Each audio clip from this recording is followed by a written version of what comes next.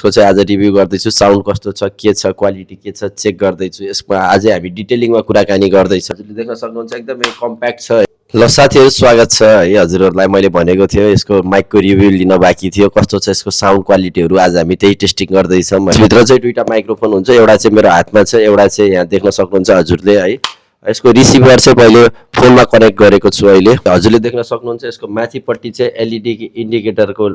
signal दिएको छ यसले चाहिँ ब्याट्री पर्सेन्टेज थाहा हुन्छ तलपट्टि चाहिँ हजुरको चाहिँ है टाइप सी चार्जिङ पोर्ट दिएको छ यहाँदेखि चाहिँ हामीले चार्ज गर्न सक्छौं माइक्रोफोनमा चाहिँ के छ भनेर हजुरहरुलाई लाग्न सक्छ माइक्रोफोनमा चाहिँ यहाँनिर चाहिँ हजुरको चाहिँ यो बटन दिएको छ हेर्न सक्नुहुन्छ माथिपट्टि एउटा बटन दिएको छ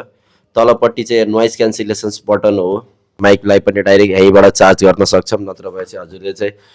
मजाले बक्समा राखिसकेपछि अटोमेटिकली पनि चार्ज भइरहेको हुन्छ यसले टक यसरी राखिसकेपछि केसमा चाहिँ हजुरहरुले चाहिँ 32 आवरको ब्याट्री ब्याकअप पाउनुहुन्छ यसमा चाहिँ केसमा 32 आवरको ब्याट्री ब्याकअप पाउनुहुन्छ भनेपछि चाहिँ एउटा सिंगल माइकमा चाहिँ यो माइकमा चाहिँ 8 आवर्सको हजुरहरुले ब्याट्री ब्याकअप पाउन सक्नुहुन्छ 8 घण्टा मजाले चल्छ हजुरहरु कतै ब्लगिङ गर्दै हुनुहुन्छ इन्टरभ्यु लिँदै हुनुहुन्छ पोडकास्ट गर्दै हुनुहुन्छ भनेपछि मजाले लिन सक्नु यसको चाहिँ डिस्टेन्स कतिको हुन्छ डिस्टेन्स पनि कभर गरौँ ल साथीहरु हजुरहरुले देख्न सक्नुहुन्छ जस हामी चाहिँ बाहिर छौं अहिले चाहिँ मेरो नोइज क्यान्सलेसन्स अन रहेको छ मैले चाहिँ यसको चाहिँ डिस्टेन्स चेकको रिभ्यू हजुरहरुको लागि लिएर आएको छु देख्न सक्नुहुन्छ म पछाडी जाँदै गर्छु यसको साउन्ड क्वालिटी चाहिँ कस्तो आउँछ के छ अहिले चाहिँ मेरो चाहिँ जियोस यसमा चाहिँ साउन्ड क्यान्सलेसन्स चाहिँ जियोस अन छ अफ गर्छु कस्तो आउँदो रहेछ बाहिरको आवाजहरु हेर्नुस् है अब यो चाहिँ हाम्रो बाहिरको आवाज हो अन गरेको छैन अब जियोस बाहिरको आवाजहरु पनि हजुरहरुलाई सुनिन्छ अब यहाँ बाहिरको आवाजहरु डिस्टर्बेन्सहरु यता बिया भइरहेको छ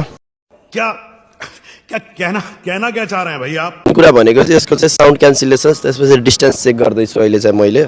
नै रिभ्यू रहेको थियो हेर्न सक्नुहुन्छ हजुरहरुले कस्तो लाग्यो कन्टेन्ट क्रिएटरले चाहिँ माइकको आजको समयमा राम्रो भिडियो क्वालिटीको साथमा एउटा साउन्ड क्वालिटी पनि एकदमै आवश्यक हुन्छ कतै यात्रा गर्दै हुनुहुन्छ भने जो सजिलो क्यारी गरेर हिँड्न मिल्यो है अनि यसको डिजाइन पनि एकदमै राम्रो छ देख फिचर्सहरु एकदम मन परेको छ मेबी मेरो फर्स्ट माइक भएर पनि हुन सक्छ यो कुराहरु यसको क्वालिटी चाहिँ मलाई एकदमै बेस्ट लाग्यो मैले यसलाई रेटिङ दिनु पर्यो भन्दाखेरि चाहिँ हजुरलाई 10 मा आउट अफ लगभग 7.5